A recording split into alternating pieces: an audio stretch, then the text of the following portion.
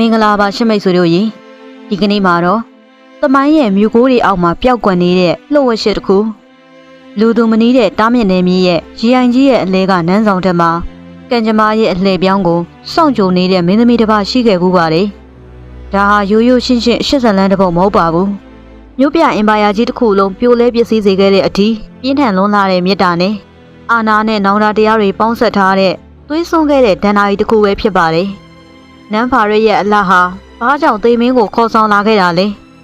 လမ်းမဝင်ရောက်လာတဲ့မင်းသားတစ်ပါးရဲ့အရှိကရောဘာကြောင့်မြို့တော်ကြီးကိုမိဝုန်းဝုန်းတောက်စေခဲ့တာလဲကာလတုံပီရဲ့ရင်းနှီးစရာအကောင်းဆုံးဖြစ်ခဲ့တဲ့ဖာတစ်စုံရဲ့မြို့တော်မှာနန်းဖာရရဲ့တားမြစ်ခံ80လမ်းကိုအတူတူလိုက်ပါခန်းစားလိုက်ကြရအောင်နော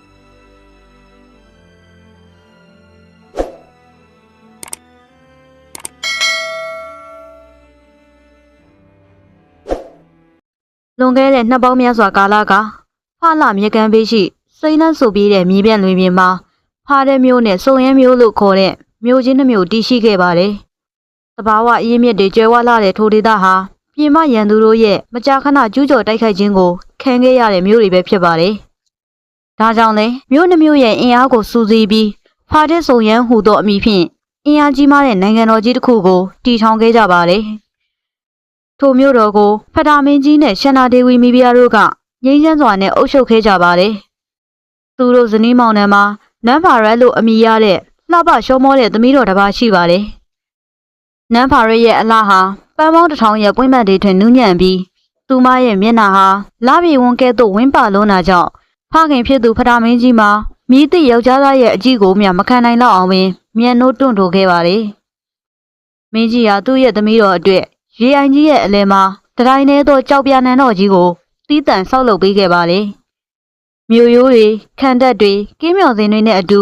များပြားလာတဲ့အဆောင်ချက်များကြားမှာနန်းဖာရက်ဟာပြင်ပလောကနဲ့အဆက်အသွယ်ပြက်လျက်အဆောင်ချက်မိမများနဲ့သာနေထိုင်ခဲ့ရရှာပါတယ်။အဲဒီနေရာကိုနန်းစော်အေးဟုခေါ်တွင်စေပြီးအမျိုးသမီးများသာအလှပြင်ရာတောင်ကုန်းငယ်အဖြစ်သတ်မှတ်ထားတာကြောင့်ယောက်ျားသားတို့အတွက်မူရှေ့ရှရန်မဖြစ်နိုင်တဲ့တားမြစ်နယ်မြေတစ်ခုပဲဖြစ်ပါတယ်။တိတ်ဆိတ်ငြိမ်သက်လာတဲ့ညတညမှာတော့နန်းဖာရဲဟာမွေကြီးတစ်ကောင်ကသူမရဲ့ကိုယ်လုံးကိုတင်းကျပ်စွာရပ်ပတ်ထားတယ်ဆိုတဲ့ထူးဆန်းတဲ့အိမ်မက်တစ်ခုကိုမြင်မဲ့ခဲ့ပါလေ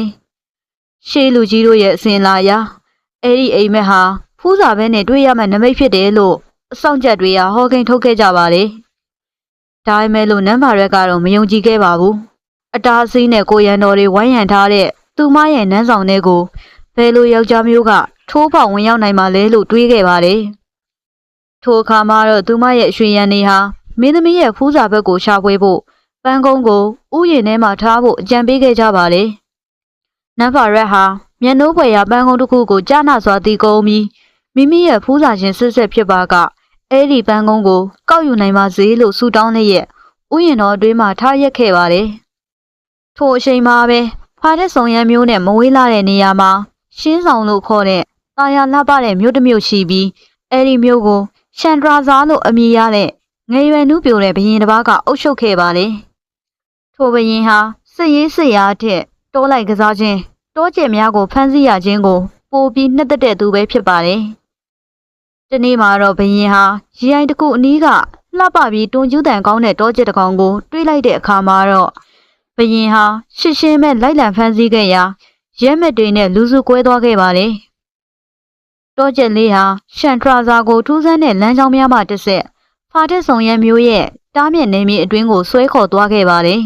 ။ရုတ်တရက်တောကျက်လေးပြောက်ကွယ်သွားချိန်မှာတော့ရှန်ထရာဇာဟာမိမိမကျွမ်းကျင်တဲ့နေမြေတစ်ခုကိုရောက်ရှိနေမှန်းသတိထားလိုက်မိပါတယ်။သူဟာဥယျာဉ်ကထွက်ခွာဖို့လမ်းရှာရင်းနဲ့နန်းဖာရက်ကန်ဆန်းထားတဲ့ပန်းကုန်းကိုတွေ့ရှိခဲ့ပြီးမွေးရနန်းနဲ့ပြည်စုံတဲ့အဲ့ဒီပန်းကုန်းကိုနှစ်သက်မျက်နှိုးစွာနဲ့ကောက်ယူလိုက်ပါတော့လေ။သူဟာပန်းကုန်းကိုစူးစမ်းကြည့်ရှုနေစဉ်မှာပဲဥယျာဉ်ဆောင်ဖြစ်တဲ့ရန်ကျန်းစွန်ဟာသူ့ကိုသတိထားမိသွားခဲ့ပါတယ်။ဥယျာဉ်ဆောင်ရန်ကျန်းစွန်ဟာကျူးကျော်သူကိုမေးမြန်းတဲ့အခါမှာတော့ရှန်ရာဇာဟာတောကျက်ကိုလိုက်ဖမ်းရင်းမရည်ရွယ်ပဲရောက်ရှိလာခြင်းဖြစ်ကြောင်းအမှန်အတိုင်းပြောပြခဲ့ပါတယ်။အဲဒီလိုထူးဆန်းတဲ့သတင်းဟာအဆောင်ချက်များမှတစ်ဆင့်နန်းဖာရဲ့ထံကိုရောက်ရှိသွားတဲ့အခါမှာတော့မင်းသမီးငယ်ဟာသူမရဲ့ဖူးစာခြင်းကိုတွေ့မြင်လို့တဲ့ဆန္ဒဖြစ်ပေါ်ခဲ့ပါတယ်။အဆောင်ချက်များဟာရှန်ထရန်ဇာကိုနန်းတော်အတွင်းဖိတ်ကြားခဲ့ပြီး သူတို့နှစ်ဦးပထမဆုံးအချိန်မြင်မြင်ချင်းမှာပဲတူဦးကိုတူဦးရုံးထွက်မရနိုင်အောင်ချစ်ချမ်းဝင်ခဲ့ကြပါတယ်။စကားသံများမှတဆင့်တန်ရောစင်များခိုင်မြဲလာပြီးနောက်ဆုံးမှာတော့ရှန်ဒရန်ဇာဟာနန်းဆောင်အတွင်းမှာပဲလှုပ်ဝက်စွာနဲ့အတူပေါင်းသင်းခဲ့ကြပါလေ။အဲ့ဒီအကြောင်းကိုရင်းနှီးတဲ့အစီအကံတွေပဲသိခဲ့ကြပါလေ။အချိန်ကာလအနည်းငယ်ကြာတဲ့အခါမှာတော့နန်းဖာရဲမှာကိုဝင်ရှိလာတဲ့အခါရှန်ဒရန်ဇာဟာမြို့တော်ကိုပြန်ပြီးအမတ်ကြီးတွေကိုဆေးလွတ်ကာနန်းဖာရဲကိုတရားဝင်တောင်းရမ်းစေဖို့ဆုံးဖြတ်ခဲ့ပါလေ။မြို့ကိုပြန်ရောက်တဲ့အခါမှာတော့ရှန်ဒရန်ဇာဟာခုညီနောင်ကိုတဏ္ဍမများအဖြစ်ဆေးလွတ်စေပြီးသူနဲ့နန်းဖာရဲကြားဖြစ်ခဲ့တဲ့အဖြစ်ကိုပြောပြပြီးလက်ထပ်ခွင့်တောင်းရမ်းခဲ့ပါလေ။ဒါရင်ပဲလို့ဖတာမင်းကြီးရဲ့တုတ်ပြန်မှုကတော့ပြင်းထန်လာတဲ့မုံတိုင်းတစ်ခုလိုဖြစ်ခဲ့ပါလေ။ဒလေထုံးတန်းစင်လာကိုရှိုးဖောက်ပြီးသူမြန်နိုးတဲ့သမီးတော်ကိုလက်မထပ်ပဲလှုပ်ဝက်စွာဖြစ်စည်းခဲ့တဲ့ရှန်ဒရန်ဇာကိုမင်းကြီးကလုံးဝခွင့်မလွှတ်နိုင်ခဲ့ပါဘူး။တောင်းရမ်းမှုကိုညှင်းပယ်ယုံတင်မကပဲပြင်းထန်တဲ့ဒေါသနဲ့မောင်းထုတ်ခဲ့ပါတယ်။အရှင်းနဲ့အမုန်းကြားမှာလမ်းပြောက်ခဲ့တဲ့ရှန်ဒရန်ဇာဟာစစ်တပ်ကိုစူးစီးကနန်းဖာရဲကိုထပ်မံတောင်းခံရန်ရှီတစ်ခဲ့ပါလေ။ဒါပေမဲ့လို့ဖတာမင်းကြီးဟာမြို့တော်အနီးရှင်းကပ်လာတဲ့စစ်တပ်ကိုမြင်တဲ့အခါမှာတော့ကျူးကျော်ဆဲလို့ထင်မှတ်ခဲ့တဲ့အတွက်အင်အားကြီးမားတဲ့စစ်သည်တော်များကိုစုဆောင်းပြီးစစ်မြေပြင်ကိုရှီတစ်ခဲ့ပါလေ။ဖာတစ်စုံရန်ရဲ့စစ်အင်အားဟာရှန်ဒရန်ဇာဘရင်ရဲ့အတွေ့အကြုံနုနယ်သေးတဲ့စစ်တပ်ထက်များစွာတာလွန်ကြီးမားနေခဲ့ပါလေ။ရှန်ဒရန်ဇာဘရင်ဟာအသာတကြီးဆုတ်ခွာခဲ့ပေမဲ့သူ့ရဲ့ရင်ထဲမှာတော့အတွေးတို့ဟာလှိုင်းတဘို့ထနေခဲ့ပါလေ။စစ်ပွဲဟာရှေ့ရသူနဲ့ပေါင်းဖောက်ခွင့်ရဖို့တခုသေးသောလမ်းစာဖြစ်နေခဲ့ရင်ဆိုတဲ့အတွေးဟာသူ့အားအချိန်ချင်းရှောက်လန့်နေခဲ့ပါလေ။ဘလောက်ပဲအန္တရာယ်ကြီးမားပါစေသူဟာရှေ့ရသူကိုပိုင်ဆိုင်ရဖို့တခုတည်းသောနီးလန်းဖြစ်တဲ့စစ်ပွဲကိုဆင်နွှဲဖို့ဆုံးဖြတ်ခဲ့ပါလေ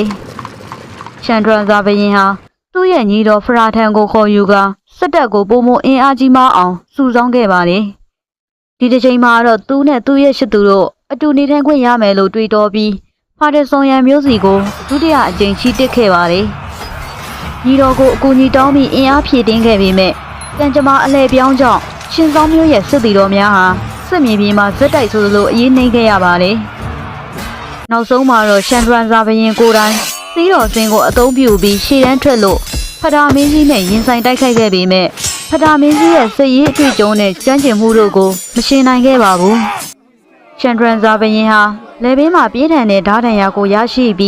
းစစ်မြေပြင်မှာကြာဆုံးသွားခဲ့ပါလေ။ဘရင်ကြာဆုံးခြင်းနဲ့အတူရှင်ဆောင်မျိုးတော်ကြီးဟာလည်း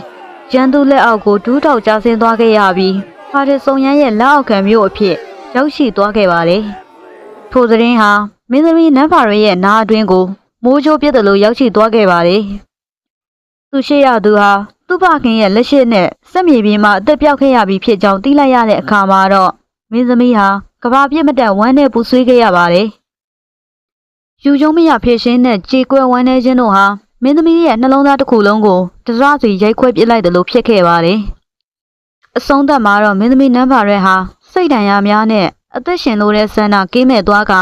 သူမှရှင်းမြတ်နိုးရသူရှိရာနောက်ကိုလိုက်ပါသေဆုံးသွားခဲ့ပါလေ။ဖရာမင်းကြီးဟာသမီးတော်ရဲ့အရှိရေးကိုပိတ်ပင်တားမြစ်ခဲ့မိအစားလက်ထပ်ထိမ်းများပေးခဲ့လျင်ယခုလိုအဖြစ်ဆိုးမျိုးကြုံရမည်မဟုတ်ဟုတွေးတော့ကနောင်တတွေနဲ့ယူကျုံမရဖြစ်ခဲ့ပါလေ။သူတို့ဟာသမီးတော်အတွက်ဇာပနာအခမ်းအနားကိုကျင်းပပြုလုပ်ပေးခဲ့ပါလေ။မျိုးသူမျိုးသားအလုံးဟာလည်းမင်းသမီးလေးရဲ့သတင်းကိုကြားသိရတဲ့အခါမှာတော့အလွန်တရာဝမ်းနဲ့ကြေကွဲခဲ့ကြပါလေ။မျိုးသူမျိုးသားတို့ဟာရှန်ဒရာဇာဘရင်နဲ့နန်းဖာရဲတို့ရဲ့ရုပ်အလောင်းတွေကိုရွှေပြသက်ထက်မှအတူတကွထားခဲ့ပြီးဇာပနာအခမ်းအနားကျင်းပခဲ့ကြပါလေ။အဲဒီနောက်မှာတော့သူတို့နှစ်ဦးရဲ့မြဲမြံတဲ့အရှိကိုဂုဏ်ပြုတဲ့အနေနဲ့ဇေဒီတစုအတွင်းမှာပဲအတူတကွထားပနာခဲ့ကြပါလေ။ယနေ့ခါမှာတော့ထိုဇေဒီတော်ဟာဖရာသက်ယာခုဟုအမည်တွင်ပြီးကလတုံပြည်နယ်ရှိဖာတစ်စုံရန်ရှေးအောင်မြို့တော်ရဲ့သမိုင်းဝင်တစ်သေးတာတကားအဖြစ်ယနေ့တိုင်တည်ရှိနေဆဲဖြစ်ပါလေ။ရှင်းရှင်းမြတ်တာဟာတခါတရံမှာလှပသလောက်တခါတရံမှာတော့ကံကြမ္မာရဲ့ရစ်ဆွေမှုကြောင့်သွေးစွန်းခဲ့ရတာတွေလည်းရှိပါတယ်။ယခုဇလန်းလေးကတော့ဖာတဲ့ဆောင်ရန်မျိုးမှနန်းဖာရဲရဲ့ကြေကွဲဝမ်းနဲ့ဝင်အလွမ်းဇလန်းလေးပဲဖြစ်ပါလေ။နောက်ထပ်လေယခုလိုစိတ်ဝင်စားဖွယ်ရာဒဏ္ဍာရီဇလန်းလေးများကိုပုံမှန်တင်ဆက်ပေးသွားမှာဖြစ်တာကြောင့်ကျမတို့ရဲ့ channel လေးကို like and subscribe လေးလုပ်ထားကြဖို့အတွက်မေတ္တာရက်ခံအပ်ပါတယ်ရှင်။